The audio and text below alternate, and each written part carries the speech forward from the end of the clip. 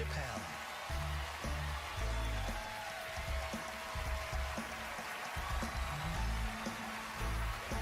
Thank you. Oh boy, I'm very nervous. No pressure. During the civil rights movement, I can't read what's on the teleprompter. Some about black America and white America. There's black Americans and there's white Americans. We're all one America. So if you don't mind, this is not live, is it? I imagine whatever I say, you could just edit it out. Let's try it a few ways. Lou, are you in the booth? I am. All right, good. You know what, Lou? Let's just play around with it and see if we can get it right, get this clip package on, and then let me go home, all right? You got it. All right. Ready. All right, count me in. 5, 4, 3, 2, 1. Wu-Tang. I'm just with you, Lou. Let's do it again. We're gonna do it again. We'll get it right. Here we go, Dave. 5, 4, 3, 2. You know, when I was a comedian starting out in Washington, D.C., right here in this city, 1988, I'll never forget this. It was a comedy club owner that banned profanity from his comedy club. He said it offended his audience, and this was a cause of major concern for all the comedians in the circuit. And we all called a meeting, and we had the owners come, and it was the club owners, and it was the comedians. It was the classic labor dispute. The club owners laid out their case. There cannot be profanity in these clubs because that offends people. And there's a comedian who's still a good friend of mine to this day. He lives right here in Washington, D.C. He stood up and he said, he's black, I should tell you, because it's important to the story. He says, I use profanity because I live a profane lifestyle. He says, I don't have an insect infestation in my house. I have roaches.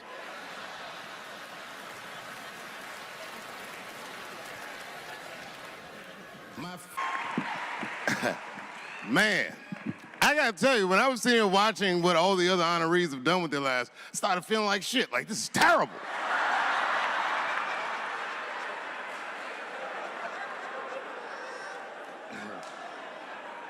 And then Bobo brought me up and started out good with that Ali picture, and then it just, whew.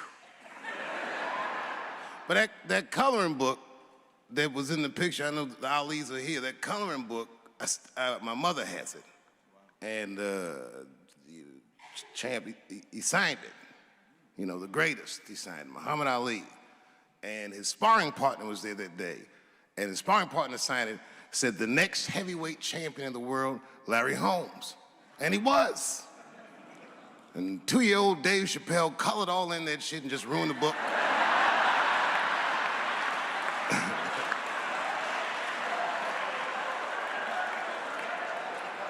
But I remember part of the book that I remember real vividly, because I asked my mother about it when I was a kid. There's a part where there's a picture of Ali throwing his Olympic gold medal into the Ohio River.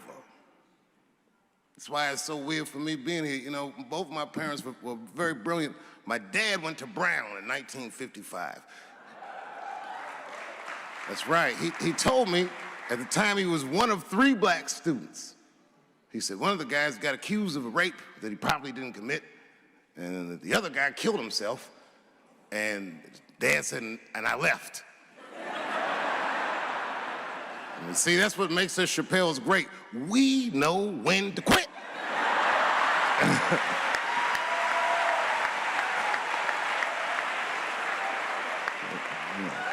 We all just live to fight another day.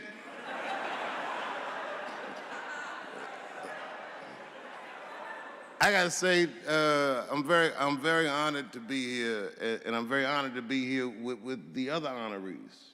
Really, I'm like very humbled by you all, the work that you do, and you all make me want to be better. All of you.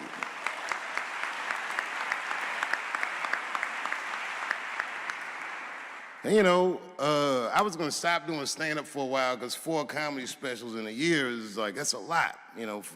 But you know, shout out to my colleagues in comedy. I just want to say that in a way, this for me belongs to my mother primarily, who was an African-American studies professor, and a lot of the content that I say, she raised me well. I'm not an uninformed person. But also, my colleagues in comedy, like comedians have been getting beat up pretty bad recently, and we're somehow nowadays expected to speak with the precision of attorneys or politicians. We are not. I always think of James Baldwin.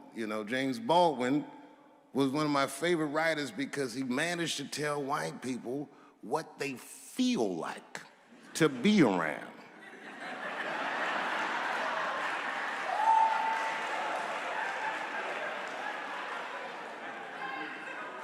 So I ain't gonna hang up my gloves yet. I think I got one more special in me. So to quote Baldwin, God gave Noah the rainbow sign. There's no more water, it's the fire next time. Thank you very much. Boy, this comes as a complete surprise.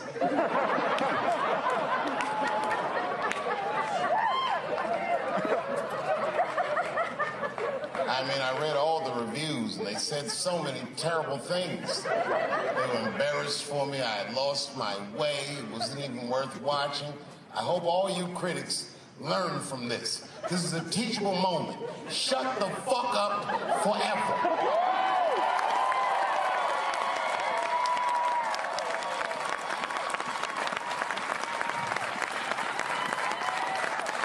Two in a night. These aren't them. These are the ones I want for the other ones, motherfucker. I would like to thank my editor who was nominated. Unfortunately, he did not win, but I couldn't have been more honored to work with Jeff Urin.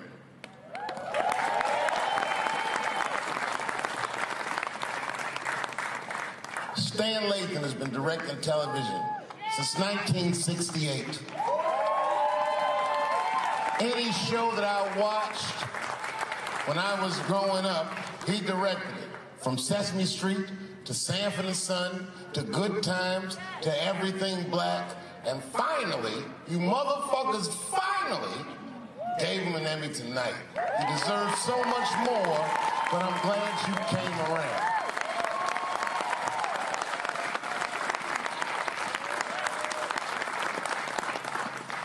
I'd like to shout out all the other nominees tonight.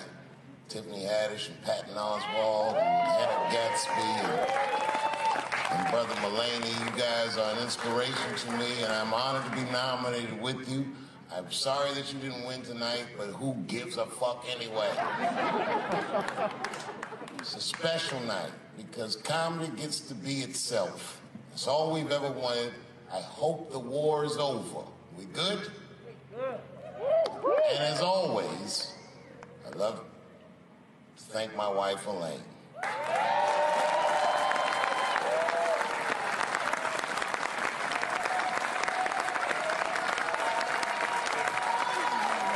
That's right. Elaine has been with me for the last 25 years and had to endure the pains of living with the greatest comedian ever. See you on Monday. Thank you very much. Good night. Thank you. Thank you. I like not knowing what's going to happen. I like making memories. Sometimes I do all this crazy shit around my colleagues just so that they can tell their friends I did it. But rather than talk about myself, just briefly, I want to just talk about my genre. Stand-up comedy is an incredibly American genre. I don't think any other country could produce this many comedians. And unbeknownst to many people in this audience, I don't think there's opinion that it exists in this country that is not represented in a comedy club by somebody. Each and every one of you has a champion in the room. We watch you guys fight, but when we're together, we talk it out. I know comics that are very racist, and I watch them on stage, and everyone's laughing, and I'm like, that motherfucker means that shit.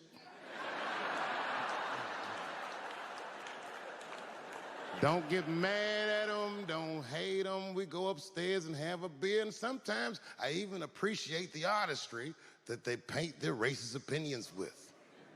Man, it's not that serious. The First Amendment is first for a reason. The Second Amendment is just in case the first one doesn't work out.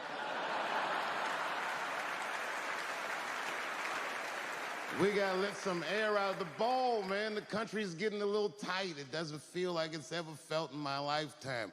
So tonight, I am honored that my colleagues are here in comedy and in music.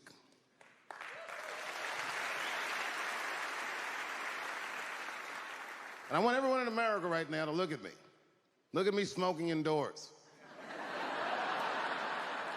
I didn't ask anybody, I just did it. What are they gonna do? Kick me out before I get the prize? No, nigga, this is called leverage.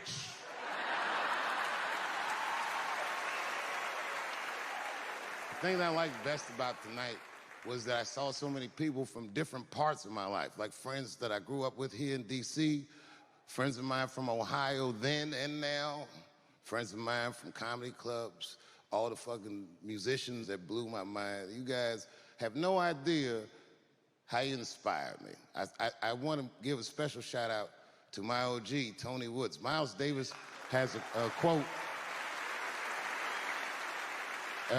It's one of my favorite. Miles Davis said so much cool shit, but one of the things he said I always loved, he said, it took me years to learn how to play like myself.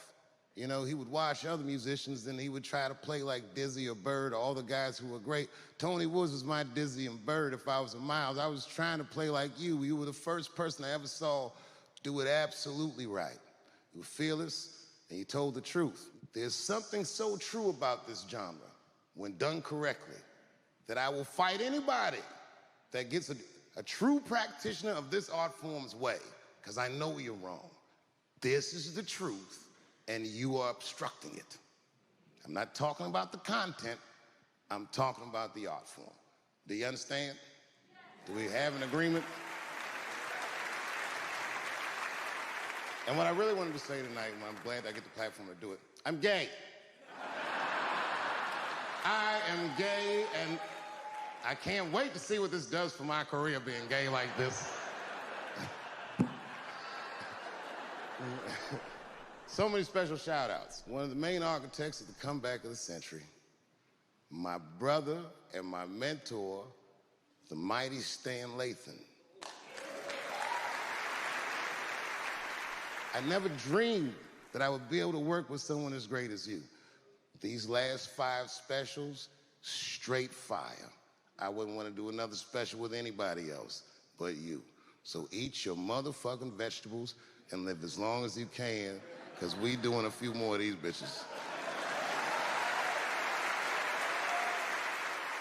Neil Brennan, your speech made me cry, because it reminded me of all those hard days of work and all that money I never got for it. The other real special shout out I gotta make, because none of this would have been possible on any level without this person, is my mother. Mom. My mother. Mom. You have no idea what I put this woman through. If you had just given birth to me, that would have been more than enough. But the fact that she raised me and raised me well, we had a real oral tradition in our house. I knew the word griot when I was a little boy. A griot was a person in Africa who's charged with keeping the stories of the village. Everyone would tell a griot the stories, and they would remember them all so that they could tell future generations. And when they got old, they'd tell them to someone else.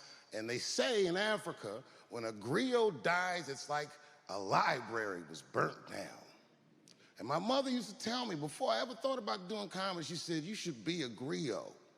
And she'd fill me with every story of black life. You know, she's educated in African-American studies, and she would let me understand the context that I was being raised in, that I'm being raised in a hostile environment that I have to tame. By the time I was 14 years old, I was in nightclubs, mastering an adult world. It was terrifying. The crack epidemic was going on and my mother would hear gunshots outside and be scared to death, maybe it's my son. But early in my career, if you remember, Mom, you used to sit in the club with me. She'd do a full day of work, you'd be back there falling asleep just waiting for me to go on. She would watch my show every night. Do you know how long that car ride is home?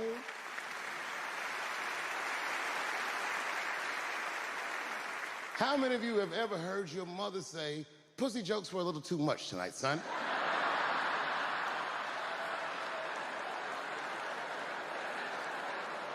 I was a soft kid. I was sensitive, I'd cry easy, and I would be scared to fist fight. And my mother used to tell me this thing, I don't even know if you remember, but you said this to me more than once. You said, son, sometimes you have to be a lion so you can be the lamb you really are. I talk this shit like a lion. I'm not afraid of any of you. When it comes word to word, I will gab with the best of them, just so I can chill and be me. And that's why I love my art form, because I understand every practitioner of it. Whether I agree with them or not, I know where they're coming from. They want to be heard. They got something to say. There's something they notice. They just want to be understood. Love this genre. It saved my life. So tonight, Mom, I would like to honor you in a very special way that I cannot do on my own. But because now I'm a man with great and influential friends, I'd like to ask my man Thundercat to come out on the stage. Thundercat, the Mighty Most Def. Washington, D.C., thank you very much for giving me a home and a place to start. Today is officially Dave Chappelle Day in Washington, D.C. The mayor declared it last night. So, in the future, on Dave Chappelle Day, I ask everyone who wishes to celebrate it to make one incredible memory for themselves and or somebody else. Thank you very much. Good night. Thank you. You know, I speak for a living, and I'm a little nervous today. I wanted to say thank you, Mr. President, and thank you, Bishop Green, and thank everyone at Allen University for hosting me today, because it feels special, right? When I think of this great-grandfather that I've heard about in my life, but never actually touched his legacy. So it's like the product of his loins coming to meet the product of his work. And it's an important day for me personally. And I know a lot of you guys are students, and I just want to tell you I'm the first person in my family to not go to college. And as the president has told you, I've done outstanding in spite of that.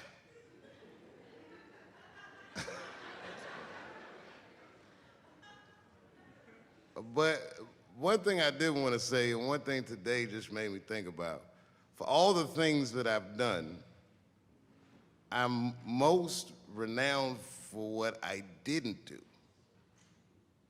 I've made decisions in my career that a lot of people have called insane. 2004, I had a $50 million deal on the table, and in a crisis of conscience, flipped the table over and walked away. Went to South Africa. Everyone said I was running away from the money. That is not true. In fact, I still want that money.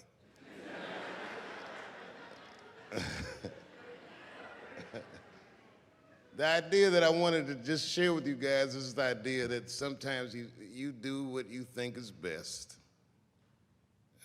whether anybody understands it or not. I heard a story about my father where someone told me he used to do statistics for a company in D.C.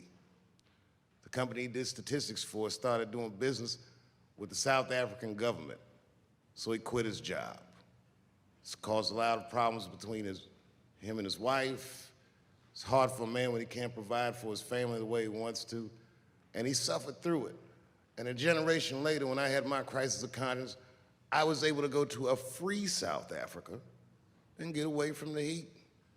This idea that what you do in your lifetime informs the generations that comes after you is something I keep thinking about, something that is so much bigger than just ourselves. And today I'm standing in front of you guys, and I know you guys are like, oh, I know you're bored. but I see family of mine in the front row some who I've never met, and I just realize how all of us are connected. That my great-grandfather built something more substantial than buildings. He built a community, and he built, more importantly than a community, he built a way. You know, so I'm very grateful. Very grateful. Hello, police. I just saw him saying, you know what I mean? He's standing over like, so this is what black people talk about.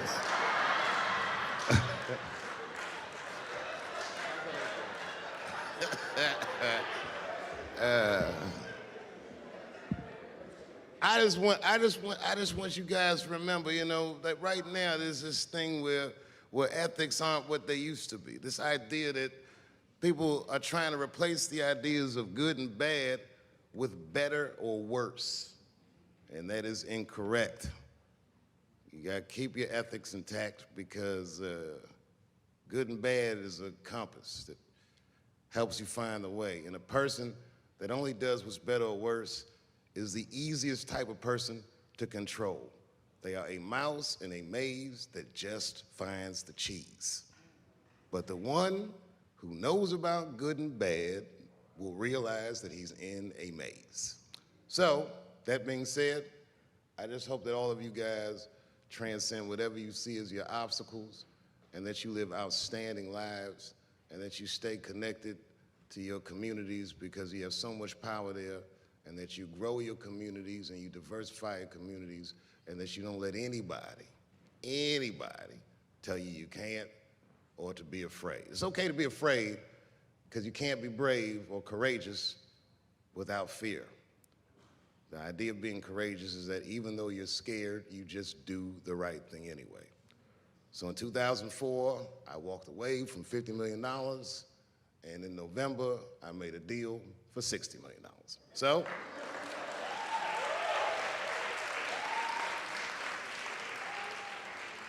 although I am not the most famous comedian of my time, I would like to know what their great-grandfathers did. I'm very proud today. Thank you very much.